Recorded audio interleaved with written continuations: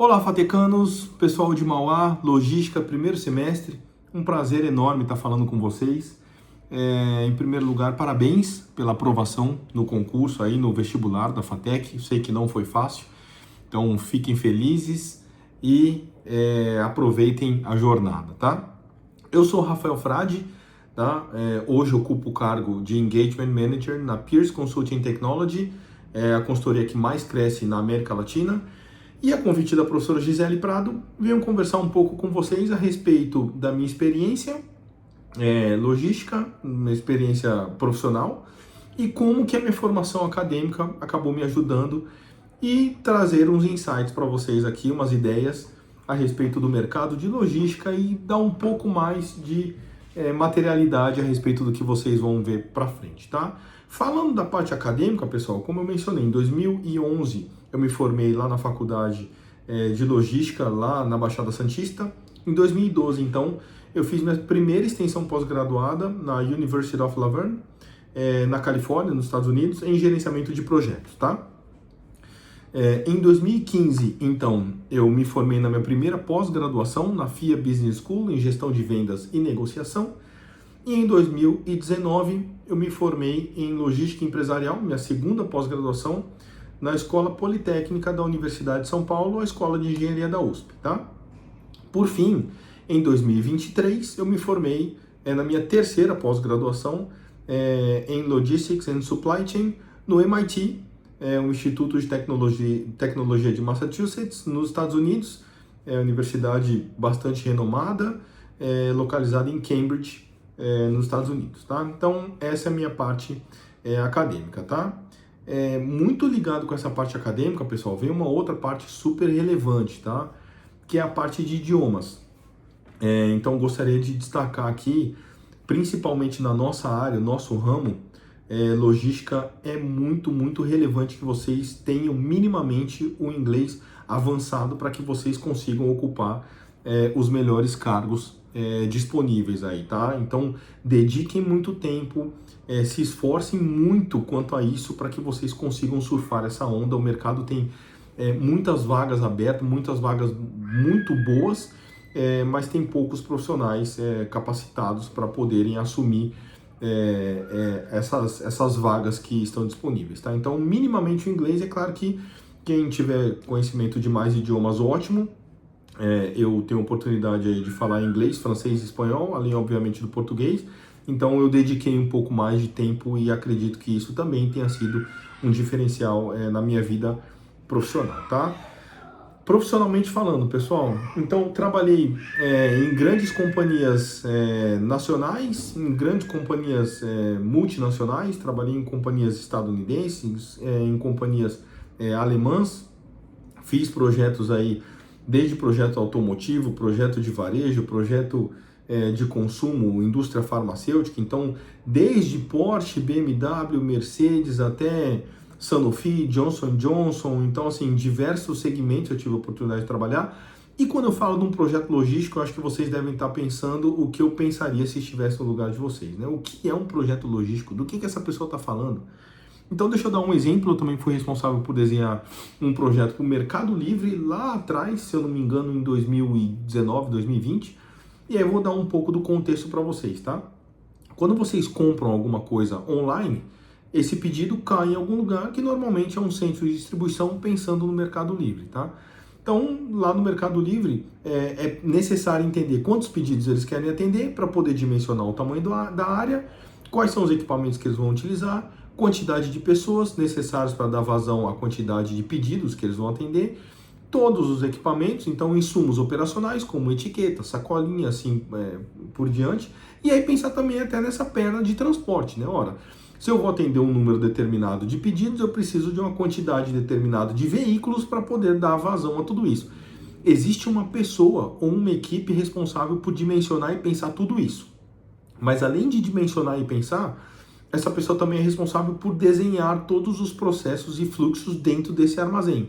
Onde fica a parte de recebimento, onde fica a parte de armazenagem, onde vai ser feita a coleta, onde os pedidos serão separados, onde será a área de expedição. Então, tudo isso existe um profissional de logística ou da parte ali de engenharia de produção que são os responsáveis por pensar matematicamente todos os conceitos e dar vazão às necessidades da companhia, tá? Então eu, durante toda a minha carreira, tive a oportunidade de trabalhar nessa área, tá? Então eu gostaria de destacar da minha carreira duas experiências relevantes, tá? Então a primeira delas no Grupo Carrefour Brasil, onde eu era responsável por 5 bandeiras. Então, para aqueles que não sabem, o Grupo Carrefour Brasil comprou o Grupo Big e trouxe algumas bandeiras como Bom Preço, Todo Dia, Nacional e, enfim, algumas outras marcas, vamos dizer assim. E eu era responsável por 5 delas, 288 lojas em âmbito nacional, olhando a parte de e-commerce, tá, pessoal? Então, eu era responsável por conectar a necessidade dos clientes com a realidade das lojas, adaptar níveis de estoque, adaptar a qualidade do serviço, insumos e tudo que envolvia ali a demanda do cliente para poder atender e melhorar a experiência do cliente, tá? Então esse foi um desafio muito especial para mim, e aí eu trago essa menção. E um outro desafio que também foi bastante relevante, já na Pierce, eu fui responsável pelo projeto que previa a retomada das escolas lá no Rio Grande do Sul. Não é segredo para ninguém, o estado do Rio Grande do Sul enfrentou a maior crise climática da história. Em junho de 2024, eu e minha equipe desembarcamos ainda no aeroporto de Canoas, uma base militar, porque o aeroporto Salgado Filho estava infelizmente embaixo d'água.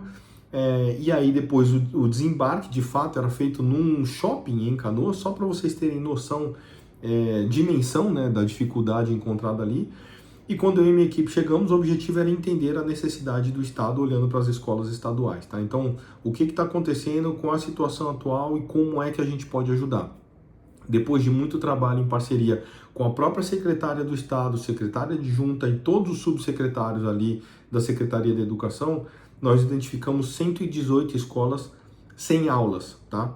Então, depois que identificamos isso, definimos várias linhas de raciocínio para poder suprir todas as necessidades, classificar as escolas, então entender quais eram as necessidades de fato, conectar todas as pontas e fazer chegar lá na ponta final, que de fato era com o objetivo de retomar as aulas, tá? Montamos um cronograma, alinhamos com todos os responsáveis e depois de 3 meses de trabalho, nós conseguimos reduzir esse número de 118 escolas sem aulas para 7 escolas sem aulas, ou seja, foram 111 escolas que nós conseguimos contribuir com essa retomada.